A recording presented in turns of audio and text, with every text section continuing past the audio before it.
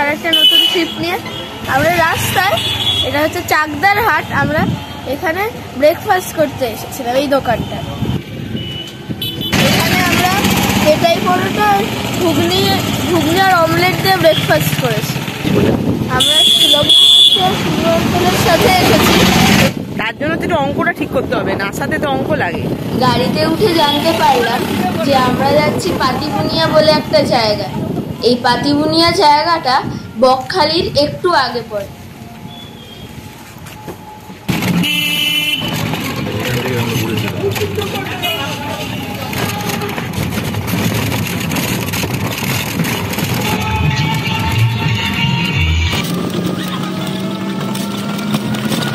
আমরা এখন ওই খাবারের দোকান থেকে আরো অনেকটা 2 ঘন্টা জার্নি করে এখন আমরা এসে গেছি আমাদের রিসর্টে, মানে আমরা যেখানে থাকবো। এই যে রাস্তাটা, এই রাস্তাটা একদম পুরো বড় রাস্তা থেকেই বেরিয়েছে। খুবই সরু রাস্তা, কিন্তু এই যে বাঁধটা দেখা যাচ্ছে, ওই বাঁধটার ওপারেই হচ্ছে সমুদ্র। এবার রিসর্টটা এই বাঁধের এই ধারেই কোথাও একটা, জানি না, দেখতে হবে কোথায় রিসর্ট।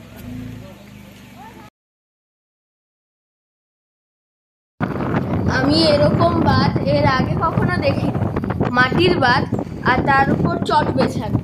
আর আমাদের যে হোম রিসর্টটা সেটাও খুবই মজাদার দেখতে। আমরা এখন ওখান থেকে আমাদের রুমগুলোর সামনে চলে এসেছি। আমরা পরপর 2টো রুম পেয়েছি। এইটা হচ্ছে আমাদের রুম,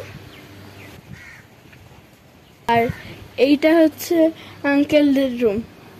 এবার এই যে জায়গাটা যেরকম বলেছিলাম, এই জায়গাটার সামনে যে সিঁড়িগুলো, ওই সিঁড়িগুলো দিয়ে উঠলেই হচ্ছে সমুদ্র। এবার সমুদ্রে এখন ভাটা হয়ে গেছে, তাই জন্য জল নেই বিশেষ। এখানে ঘরগুলোর একটা রোতে সাজানো, আর এখানে এইদিকে ক্যাম্পও আছে, মানে ক্যাম্পও করা যেতে পারে এই সাইডটায়, এইখানটা। যেরকম বলেছিলাম, এই হোমস্টে একদম ধার থেকে সমুদ্র শুরু হচ্ছে।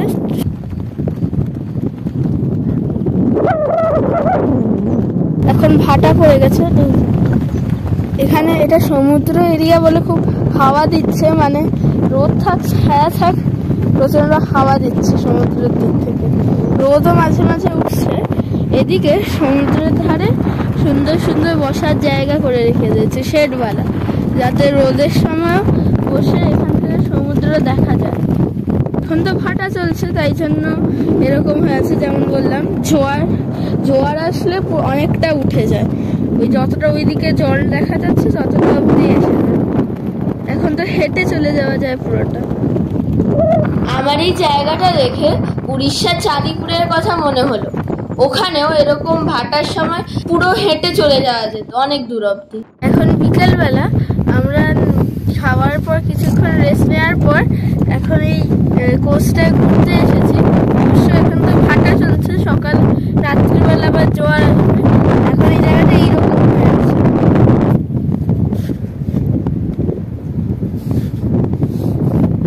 সেখানে পুরো হেঁটে হেঁটে ওইখান থেকে এখান অব্দি আসা যায়। ওখান থেকে দেখছিলাম সমুদ্রে এই যে এগুলো কোনো প্রজাতির ঘাস, কিন্তু দূর থেকে দেখে ঘাসও মনে হচ্ছে, কিন্তু সানসেটে ব্যাপারটা অন্য কিছু লাগছে।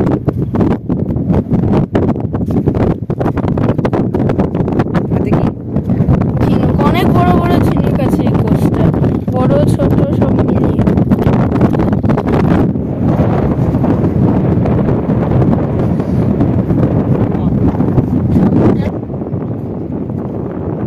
এরপর শুরু হলো আমাদের অ্যাজ ইউজুয়াল ফটো সেশন।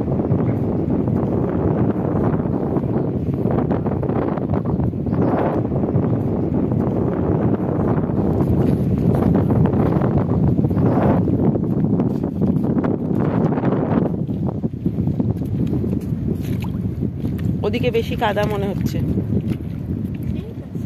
আবার জোয়ার আসতে এখন সেই রাত, তো পুরো জায়গাটা এখন পুরো ফাঁকা, আর মাঝে মাঝে কাদা আছে, কিন্তু বেশিরভাগটাই বালি। আগে যদি জানতাম এরকম হবে তাহলে ফুটবলও খেলতে পারতাম। যা ফুটবল আনিনি বলে পুরো জায়গাটা আমরা নিশ্চিন্তে ঘুরে বেড়ালাম। কয়েক জায়গায় ম্যানগ্রোভ প্ল্যান্টেশন ছিল, বোধহয় সয়েল ইরোশন ঠেকানোর জন্য ওগুলো লাগানো হয়েছে।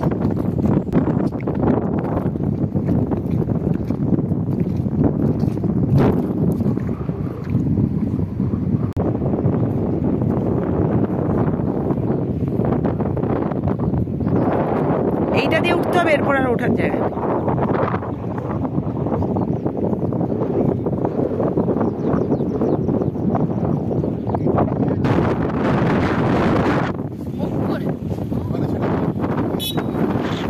এখন সন্ধ্যাবেলা হয়ে গেছে, আমরা ফিরে এসেছি নদী থেকে।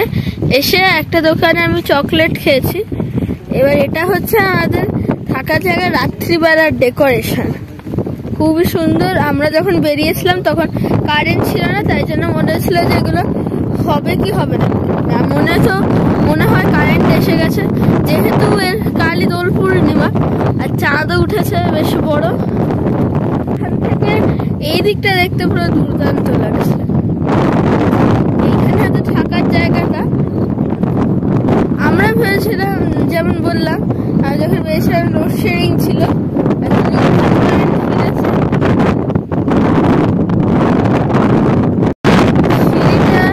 লাইট দেখে বুঝেছিলাম যে খুব অসাধারণ ডেকোরেশন করবে সিঁড়িটা।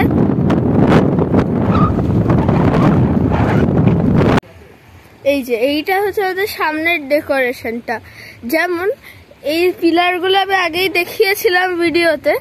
এই পিলারগুলোতে এখন লাইট জ্বালিয়ে দিয়েছে, যার জন্য দেখতে খুবই সুন্দর লাগছে। বাকি রুমের সামনে তো একটা করে লাইট আছে, কিন্তু সামনে এই পিলারগুলো থেকে আরো সুন্দর দেখতে লাগছে।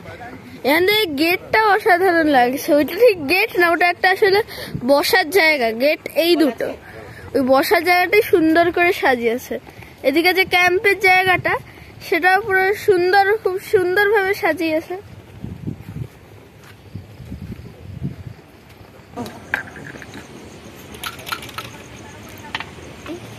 না 25 5 1 2 3 4 5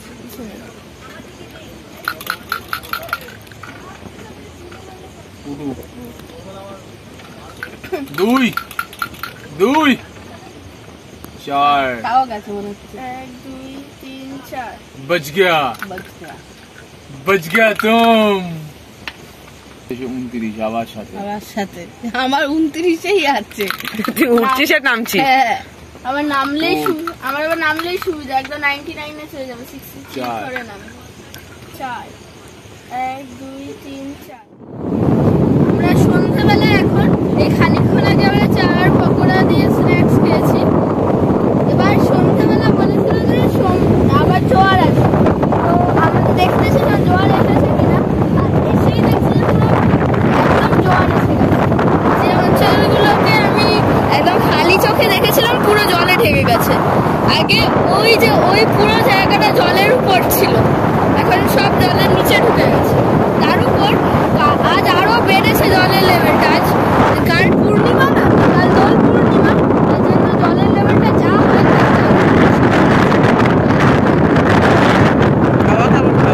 হাওয়া তো দিচ্ছে, উড়িয়ে নিয়ে চলে যাবে। প্রচন্ড জোর হাওয়া দিচ্ছে, জোয়ারের সাথে সাথে হাওয়াটাও বেড়েছে।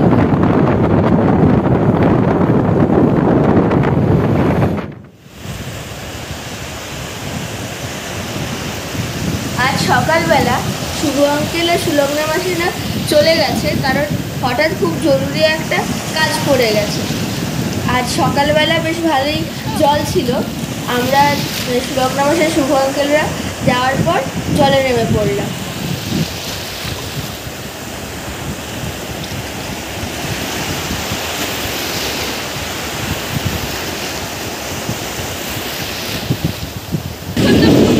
এতটা জল না হলে তো অন্যদিন এর চেয়ে কম জল পেতাম, তাও এনজয় করছি। এর আগের দিন পুরো অনেকটাই জল উঠে এসেছিল, আজকে অনেকটা কমে গেছে জল, তাও ঢেউ যথেষ্ট আছে। কখনো কখনো পরপর 3-4টেও ঢেউ আসছে।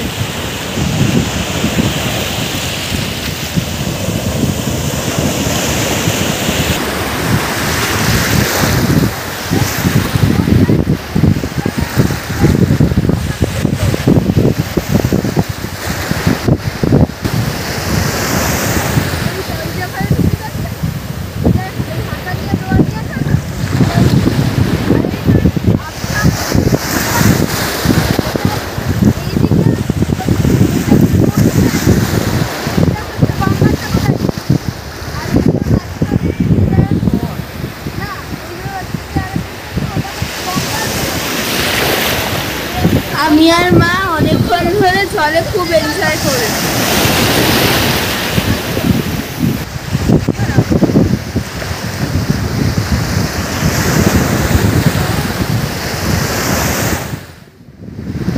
ও কি বানাচ্ছো?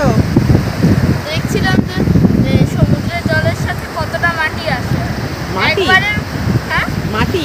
হ্যাঁ, সমুদ্রের জলের সাথে কতটা পলি মাটি ভেসে আসতে পারে, এর জন্য এই সেট আপটা করেছি। এই গর্তটার মধ্যে জল ভরা আছে তো, এই যে এরকম জল ঢুকলেই জলটা যখন যাবে তখন দেখতে হবে কতটা মাটি পড়েছে। কিন্তু একটা নালা না হলে তো জলটাই বেরোবে না।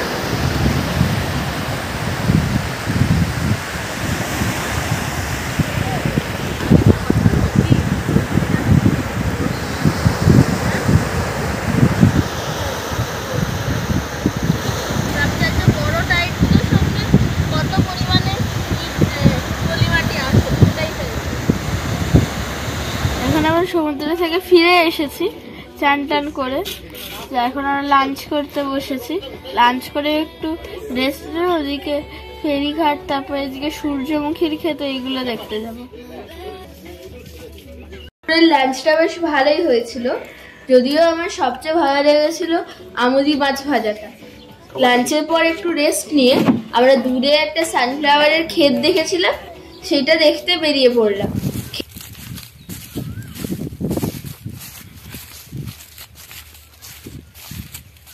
ক্ষেতটা খুবই ছোট, মানে হঠাৎ একটা মাঠের মাঝে হলুদের একটা প্যাচ, কিন্তু খুবই সুন্দর ক্ষেতটা।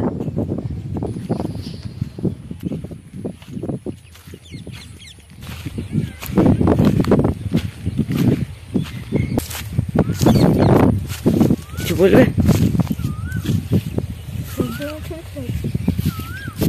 কিন্তু এটা যতটা ছোট, ওখানে যতটা ছোট দেখে ততটা না, এখানে বুঝতে পারছি যে অনেকটা লম্বা। ওখান থেকে হাফ সাইজের মনে হচ্ছিল।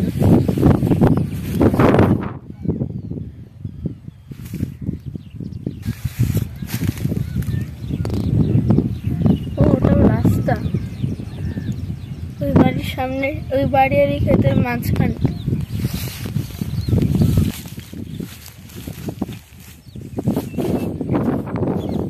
সূর্যমুখীর ক্ষেতটা দেখে যখন বেরোচ্ছিলাম তখনই আকাশটা মেঘলা করে এসেছিল, যদিও বৃষ্টি পড়ছিল না। তারপর আমরা এই বাঁধটার উপর হাঁটতে বেরোলাম। আমার মনে হয়েছিল যে বাসে হয়ে যদি উল্টো দিকে যাওয়া যায় তাহলে একটা চক্কর মেরে আবার আমাদের রিসর্টের পিছনে আসতে পারবো, মানে হাতানিয়া দোয়ানিয়ার পার দিয়ে। কোথায় যাচ্ছি?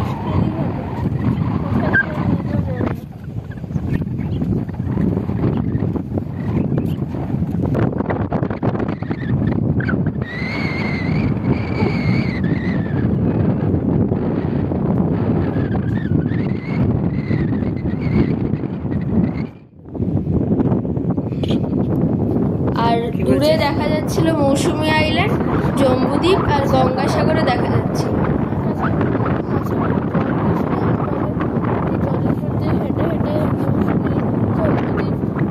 যদি একটু বেশি হাঁটা হয় তাহলে গঙ্গাসাগরও ছিল। কোনটা মৌসুমী? এইটা, এইটা জম্বুদ্বীপ, এইটা মৌসুমী, ওইটা জম্বুদ্বীপ। ওই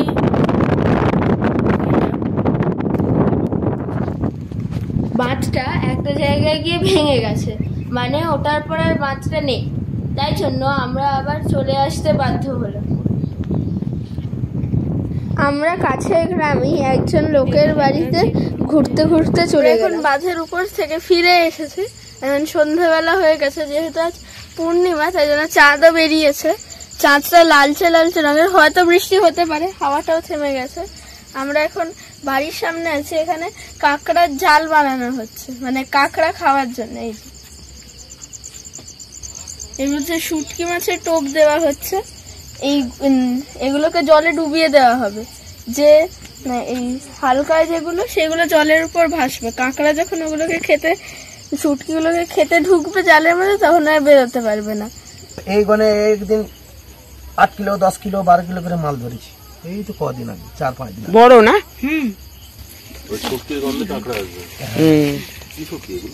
এগুলো কামড়। শামুক? হ্যাঁ বলো কি? হ্যাঁ সমস্ত। ইয়ে বাচ্চা? ছোট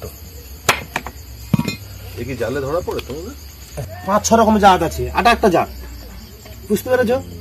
এরপরে আর একটা জাত আছে, এর বিভিন্ন রকম জাত আছে। বড় কামড়ের জাত গোটে গোটে কামড় মাছ যদি ছাড়িয়ে যদি রান্না করে না, ইলিশ মাছ ফেলে ধরে খাইতে হবে। এত টেস্ট। এত টেস্ট ইলিশে কামড় শেখা, তাকে কাটবো তেল বাড়িয়ে দিয়ে। যখন আমরা বেরিয়েছিলাম তখন সবাই বলেছিল যে বৃষ্টি আসতে পারে, তাই জন্য আমরা অন্ধকার হওয়ার পর তাড়াতাড়ি ফিরে এলাম। এসে দেখলাম হাওয়াটা খুব জোরালো হয়ে উঠেছে আর ঢেউও বেশ জোরে হয়ে গেছে আর জলও অনেক উপরে উঠে গেছে। মনে হচ্ছিল যে বেশ জোরালো ঝড়ই হবে, তাই জন্য আমরা তাড়াতাড়ি খেয়ে দিয়ে ঘুমিয়ে পড়লাম।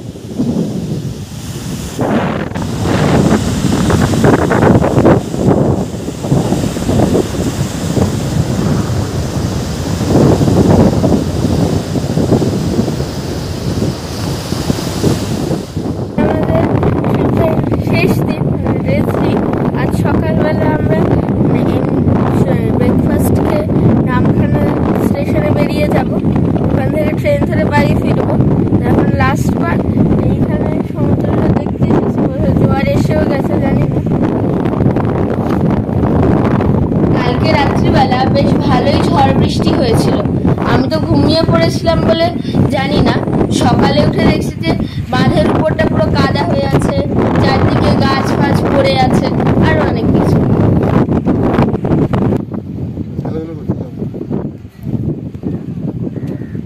আর এই যে চায়ের দোকানের যে কাকু, সে নাকি পুরো রাতটা নিজের দোকানেই কাটিয়ে দিয়েছে, মানে ঝড়ের পরে বেরোতে পারেনি। কিভাবে কাটিয়েছে কে জানে।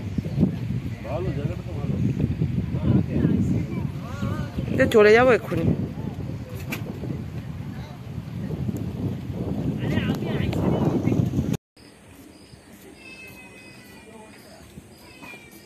আমার তো এই জায়গাটা খুবই ভালো লাগছে।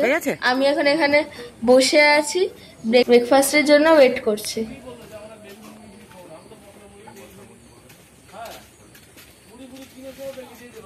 আমরা এখন বেরিয়ে পড়েছি, এখন আমরা নামখানা স্টেশনের দিকে যাচ্ছি। এখান থেকে প্রায় 1 ঘন্টার রাস্তা। ওখান থেকে আমরা ট্রেনে করে নিউ গড়িয়া যাবো, তারপর তো ওখান থেকে যেরকম হয়ে বাড়ি। আমরা এখন আছি নামখানা স্টেশনের সামনে। এখান থেকে আমরা 10:10 ট্রেন ধরে যাবো নিউ গড়িয়াতে।